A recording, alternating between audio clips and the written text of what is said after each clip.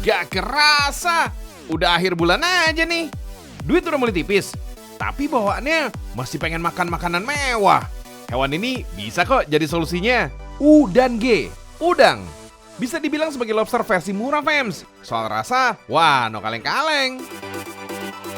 Udang ternyata ada ribuan jenis loh, fams. Kalau di Indonesia sih ada 8 jenis udang yang cukup familiar. Nah, jenis udang Faname inilah yang paling laris di pasar dunia. Hebatnya nih, fams. Produksi udang di Indonesia ini ternyata nempatin urutan ketiga terbesar di dunia loh. Setelah Thailand dan India.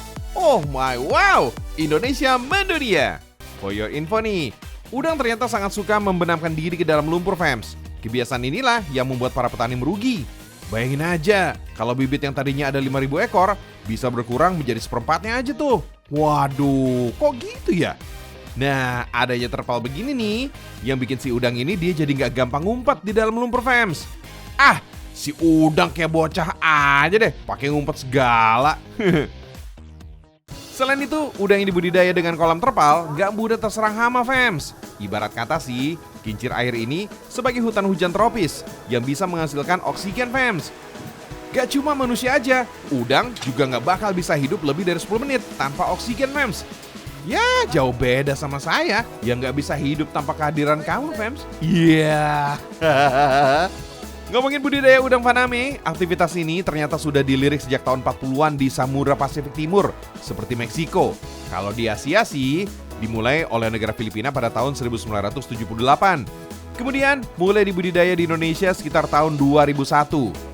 Teknik budidaya ini dilakukan di Indonesia karena udang windu yang mudah terserang hama, fams. Nah, sejak saat itulah penurunan produksi udang windu terjadi sejak tahun 1996. Setelah diganti dengan udang Faname, produksinya mengalami peningkatan, fams. Bahkan hasilnya bisa sampai mendunia. Oh my wow, keren banget. Oh iya, udang yang dijual di sini ternyata dihitung per kilogram, fams. Tapi kalau jumlah udangnya sedikit karena ukuran yang besar, maka harganya menjadi lebih mahal tuh. Nah, harga ini dimulai dari Rp80.000 per kilogram.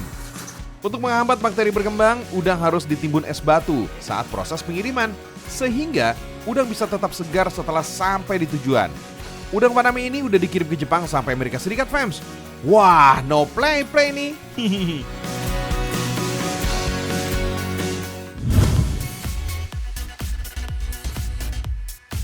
Ngomongin udang, hewan yang satu ini ternyata mudah ditemukan di semua genangan air. Mau jenis air tawar, asin, atau payau, udang masih bisa hidup kok.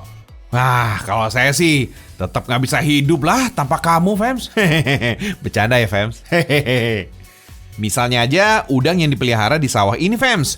Udang di sini dipelihara untuk memanfaatkan parit irigasi supaya ada nilai tambahnya.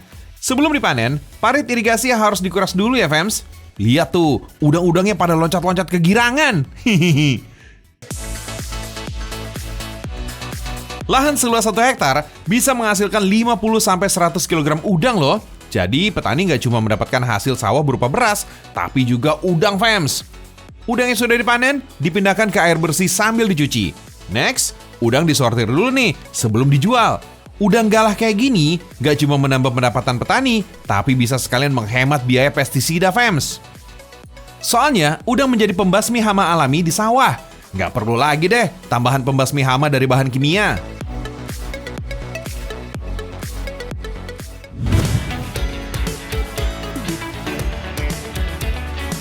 Udang lover, pasti tahu dong kalau bahan pangan yang satu ini cukup simpel diolah. Nggak perlu dimasak dengan banyak bumbu, cita rasanya udah enak kok. Tapi kalau mau yang praktis, ada ebi fry alias udang beku yang berbalut tepung roti, fams. Jenis makanan ini sangat populer di Jepang, fams. Di Indonesia, ebi fry juga banyak penggemarnya loh. Dengan ebi fry beku ini, tinggal keluarin dari lemari pendingin. Diamkan dengan suhu ruang, lalu goreng hingga coklat keemasan. Wait, jangan masak terlalu lama ya, fams, karena tekstur udangnya bisa jadi keras. Fams, ebi fry yang diolah di sini berasal dari budidaya udang milik pabrik sendiri. Tambak yang berada di Lampung ini sangat berkualitas loh. Mulai dari pemilihan benih hingga pemberian pakan diberikan dengan kualitas terbaik. Untuk panennya, udang dijaring dengan lipan alias jaring perangkap. Jangan lupa tebar pakan di sekitar jaring untuk menarik perhatian udang agar masuk ke dalam jaring, fams. Bisa dibilang udang masuk perangkap dengan cara baik-baik gitu deh. Kelebihan cara yang dipakai ini agar udang nggak gampang stres. Setelah menunggu sekitar 20 menit, udang langsung dipanen, fams. Wih, banyak banget. Oh iya, ini adalah jenis udang Vaname, fams. Kalau udah dipanen, udang harus segera disimpan ke dalam bak berisi air es. Proses ice killing atau mematikan udang dengan cara pendinginan agar warna udang ini tidak rusak dan cita rasanya terjaga, fams. Next, cuci udang dengan air es untuk membersihkan dari sisa kotoran di tambak. Wah, kamu kalah nih sama si udang. Pagi-pagi aja mereka udah mandi tuh, biar wangi. Masa kamu aja belum mandi sih? Setelah bersih, sortir udang untuk memisahkan sesuai standar, fams. Wah, harus benar-benar jeli nih. Karena bagian kepala udang nggak bisa dikonsumsi, pisahkan dari badannya ya. Lalu cuci kembali sampai bersih. Bukan hanya bagian kepala, udang juga dibersihkan dari kulit dan kotorannya. Oh iya, kamu tahu nggak penyebab udang bisa melengkung saat dimasak? Penyebabnya, udang memiliki urat di bagian punggung, fams. Nah, agar tetap lurus saat dimasak, bagian punggung dan dada udang dipotong kayak gini nih. Lalu, tekan tubuh udang dengan alat khusus ini. Meski kualitasnya sudah terjamin mulai dari tambak, udang tetap harus diseleksi. Pastikan udang bersih dari kotoran dan tidak rusak, fams. Udang dengan kualitas bagus, siap dibuat ebi fry. Balut udang dengan tepung. Lalu, celupkan adonan tepung kental sebagai pengunci agar tepung tetap menempel pada udang. Baru deh, lumuri tepung roti dan padatkan. Susun rapi pada rak pengemas agar tepung tidak saling menempel, fams. Terakhir, ebi fry harus dibekukan agar semua adonan menyatu pada suhu minus 18 derajat Celcius selama 1 jam. Pasti dingin banget tuh. Perusahaan pengolahan hasil laut ini sudah beroperasi sekitar 30 tahun, fams. Produk ebi fry ini udah digunakan oleh beberapa resort ternama di Indonesia, bahkan di luar negeri. Oh my wow, Indonesia mendunia!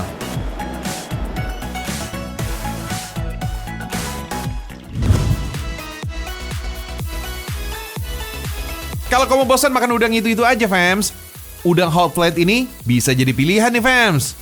Sebelum disajikan, hot plate harus dipanaskan dulu selama 20 menit dengan suhu 80 derajat Celcius. Lanjut, kita masak, fams. Untuk mengurangi kolesterol, gunakan margarin untuk memasak. Masukin udang dan siram bumbu sesuai selera. Juara, fams. Setelah matang, tuang udang di atas hot plate.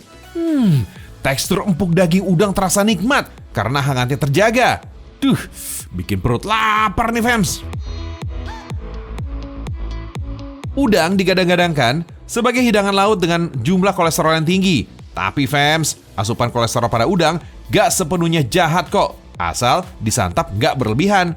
Dalam jumlah yang tepat, kolesterol justru bermanfaat untuk tubuh. Mulai dari melindungi sel, membantu produksi vitamin D, sampai pembentukan hormon dan asam empedu yang mencerna lemak. Jadi nggak ragu lagi dong makan masakan mewah. Hihi.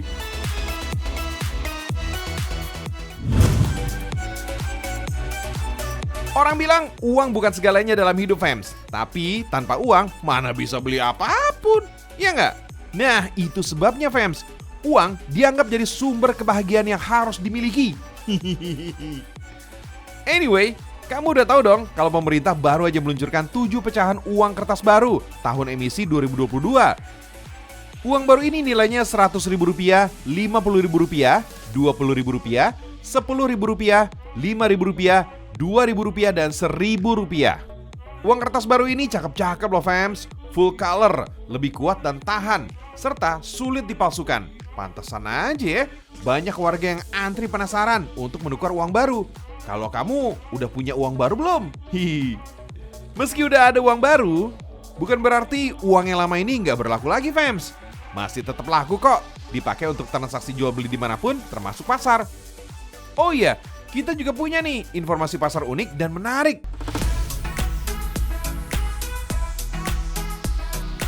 Pertama, ada pasar terapung Lok Baitan, fams. Itu loh pasar tradisional yang kegiatan jual belinya dari atas perahu. Pasar ini biasa beroperasi sejak pagi hari hingga pukul 9 waktu Indonesia Tengah. Banyak barang yang dijual di pasar ini, fams. Mulai dari hasil kebun, kerajinan tangan, sampai warung makan untuk sarapan. Wah, itu juga ada, fams. Di sini, wisatawan juga bisa kok ikut merasakan serunya transaksi di pasar ini, fams.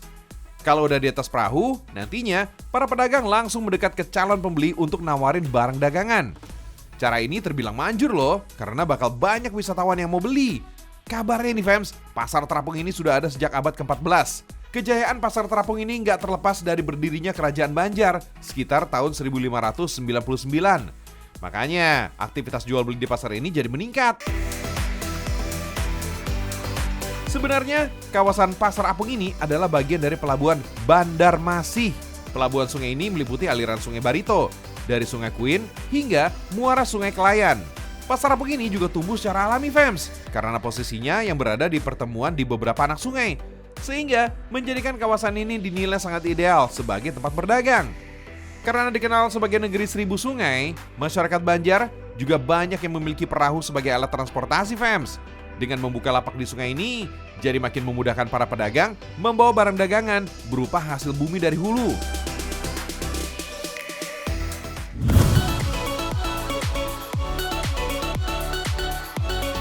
Selain pasar terapung, transaksi jual beli juga ada di tempat pelelangan ikan paotere. Letaknya di Jalan Sabutung, Kelurahan Cambaberua, Kecamatan Ujung Tanah, Makassar, Sulawesi Selatan. Tempat ini terbilang legendaris fams, karena sudah berdiri sejak abad ke-14. Bisa dibilang pasar ikan ini menjadi surganya pecinta kuliner ikan. Sejak pagi buta, kapal-kapal udah mulai bersandar fams. Di sini ada nelayan pulang pergi dalam sehari saja. Tapi ada juga nih nelayan yang melaut 5-setengah bulan lamanya. Wah, uniknya kalau mau beli ikan di sini harus datang pagi-pagi buta ya. Balapan tuh sama ayam berkokok. Soalnya kalau makin siang, harga ikan bisa ikutan melambung tuh. Masa sih? Kalau mau ikan dengan harga miring, paling telat kamu harus datang jam 7 pagi fams. Kalau enggak, ikan incaran kamu bakal ludes dibeli pedagang eceran tuh. Maklum sih, pesaing ikan di sini emang banyak banget. Mulai dari penjual ikan di pasar, pemilik warung, sampai ibu-ibu rumah tangga, kampung setempat tuh.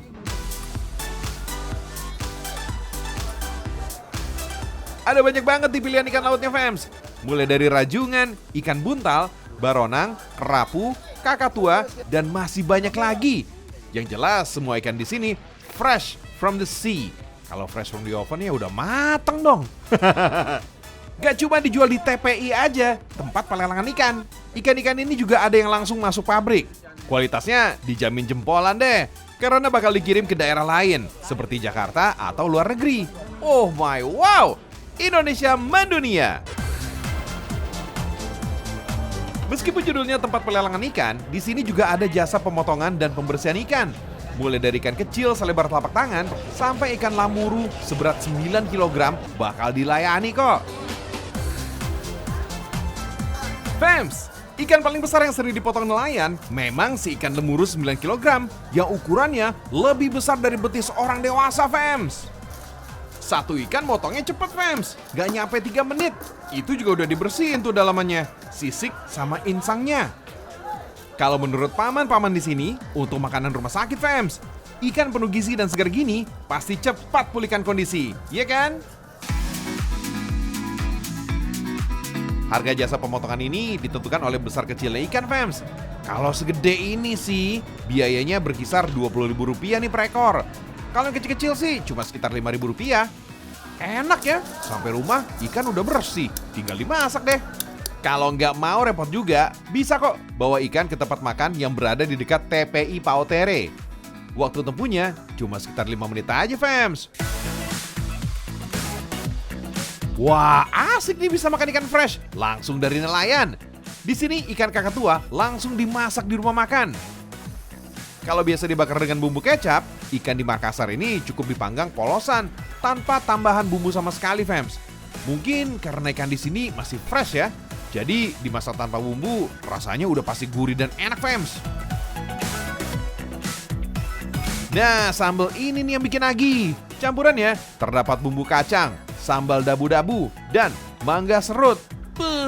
Perpaduan antara pedas, asam, dan gurih gitu ya. Ini mah gak usah pakai lama fams, langsung sikat. Selain dibakar dan digoreng kering, ikan di sini juga ada yang dimasak palu mara. Nikmat banget tuh. Palu mara ini adalah olahan ikan yang dimasak dengan kuah kental, berbeda dengan kuah kuning. Palu mara cenderung punya rasa asam pedas fams. Seger banget kalau disantap untuk makan siang nanti nih fams. Mantap.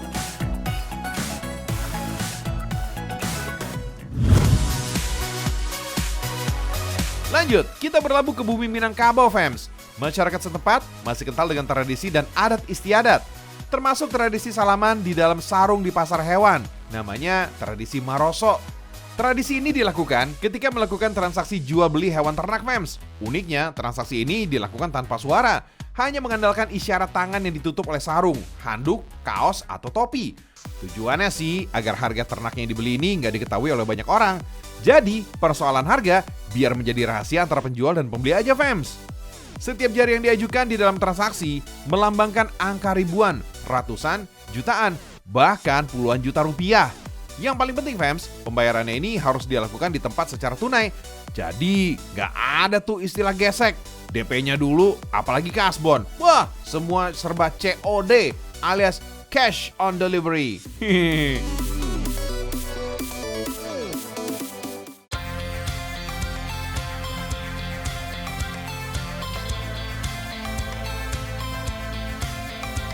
Pasar ternak ini juga nggak kalah wow, karena pasar kerbau di Kabupaten Toraja ini terbesar di dunia.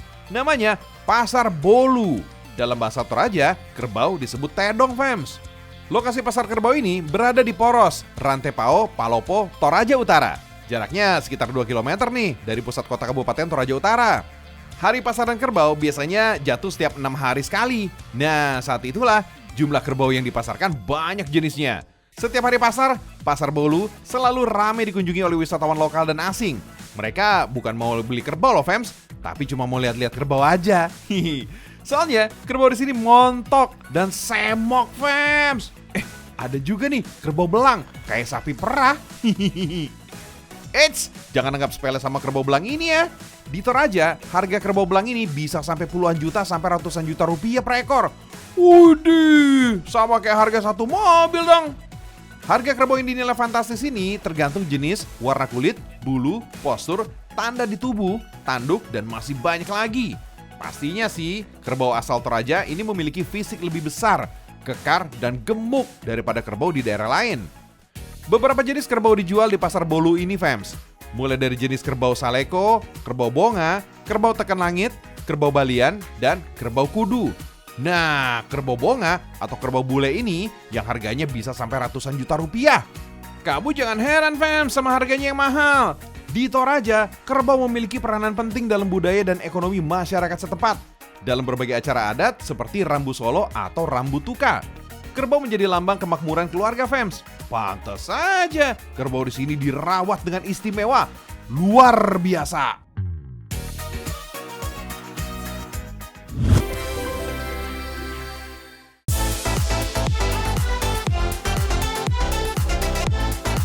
Gak terasa, fam, sudah 30 menit aja nih. Saatnya Joriji pamit undur diri ya.